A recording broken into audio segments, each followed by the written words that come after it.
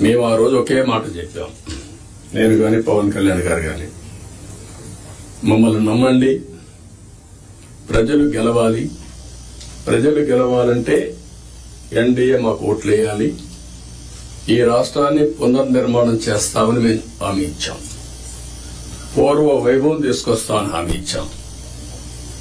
ప్రజలు గెలిచారు, మమ్మల్ని గెలిపించారు. కానీ ఈరోజు పునర్నిర్మాణం చేయాలంటే గడిచిన 40 రోజులుగా, అంటే 50 రోజులు అయిపోయింది, ఇంకో 10 రోజుల్లో 60 రోజులు అవుతుంది. కానీ చాలా సమస్యలున్నాయి. ఈ కలెక్టర్స్ కాన్ఫరెన్స్ రాష్ట్ర పునర్నిర్మాణానికి అంకితమైన భావంతో పోవడానికి ఒక దశ దిశ నిర్దేశించే సమావేశంగా ఉంటుంది, ఒక హిస్టారికల్ కాన్ఫరెన్స్ గా ఉంటుంది. ఈ విషయం మీరందరూ గుర్తుపెట్టుకోవాల్సిన అవసరం ఉంది. డ్యామేజ్ అయిన బ్రాండ్ ని రివైవ్ చేసుకోవాలి. అదే సమయంలో మళ్లీ ఆంధ్ర అడ్మినిస్ట్రేషన్ అంటే one of the best administration గా మనం నిరూపించుకోవాల్సిన అవసరం ఉంది. ప్రజావేదిక ఉంటే అక్కడ పెట్టేవాళ్ళం, ఈరోజు బయట పెట్టడం ఇష్టం లేక ఆ రోజు కాన్ఫరెన్స్ హాల్ కట్టుకున్నాం. అక్కడ ఇది కూడా ఆ రోజు కట్టిన కాన్ఫరెన్స్ హాలే, మళ్ళా ఇక్కడ పెట్టుకునే పరిస్థితికి వచ్చాం. 5 ఏళ్లు ఒక్క కలెక్టర్స్ కాన్ఫరెన్స్ పెట్టలేదు అంటే అడ్మినిస్ట్రేషన్ ఏ దిశగా నడిచిందో మనం గుర్తుపెట్టుకోవాల్సిన అవసరం ఉంది. ఇదొక ఆనవాయితీ. ఒక బెస్ట్ ప్రాక్టీస్ ఉన్నప్పుడు ఎవరు అధికారంలో ఉన్నా ప్రజలకు మంచి జరగాలంటే అలాంటి బెస్ట్ ప్రాక్టీసెస్ ను కూడా కాపాడుకుంటూ ముందుకు పోవాల్సిన అవసరం ఉంది.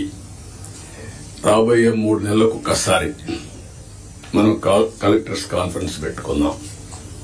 అయితే ఈ కలెక్టర్స్ కాన్ఫరెన్స్ కూడా గంటల తరబడి ఉండదు, రోజుల తరబడి ఉండదు, క్విక్ గా ఉంటుంది. నేను కూడా టైం చూసుకుంటున్నా, నాకు ఇచ్చిన 30 నిమిషాలు నేను కూడా పూర్తి చేయాల్సిన అవసరం ఉంది. ఈ మధ్య మీరందరూ చూస్తూ ఉంటారు, నేను మీటింగ్కి వచ్చినప్పుడు అర్ధగంట 45 నిమిషాలు 1 అవర్, మాక్సిమం పెద్ద మీటింగ్ ఉంటే 1.5 అవర్. 1 నిమిషం లేట్ అయినా నేను లేచి వెళ్ళిపోతున్నా. ప్రిపేర్ అయ్యి రాకపోతే వాళ్ళకే చెప్పేసి you are not up to the mark, మళ్లీ రమ్మంటున్నా. ఒక జవాబుదారీతనంతో పనిచేయాల్సిన అవసరం ఉంది. ఇక్కడ జీఎస్టీపీ మీరందరూ కూడా గుర్తుపెట్టుకోవాలి.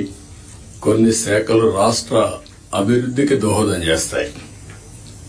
ఎక్కడైతే జీఎస్టీపీ రాష్ట్ర ఆదాయానికి కోరిలేషన్ ఉంటుంది, అభివృద్ధి జరిగితే ఆదాయం వస్తుంది, ఆదాయం వస్తే సంక్షేమ కార్యక్రమాలు చేస్తాం.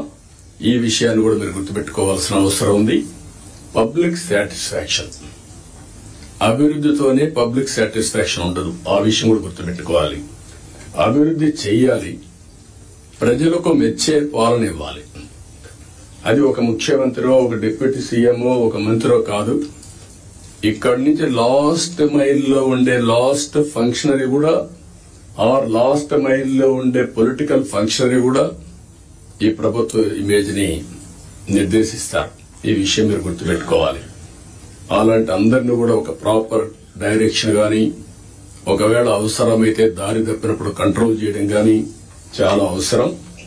అందుకని మీ అందరినీ, అది కూడా నేను రాబోయే రోజుల్లో మనందరి బాధ్యత యాజ్ ఎ లీడర్, నా రెస్పాన్సిబిలిటీ, అందరి పర్ఫార్మెన్స్ అనలైజ్ చేసుకుని రైట్ మ్యాన్ రైట్ పొజిషన్ లో పెట్టి తద్వారా మెరుగైన పాలన ప్రజలకు అందించడం ఒక చీఫ్ మినిస్టర్ గా, ఒక డిప్యూటీ చీఫ్ మినిస్టర్ గా మా బాధ్యత.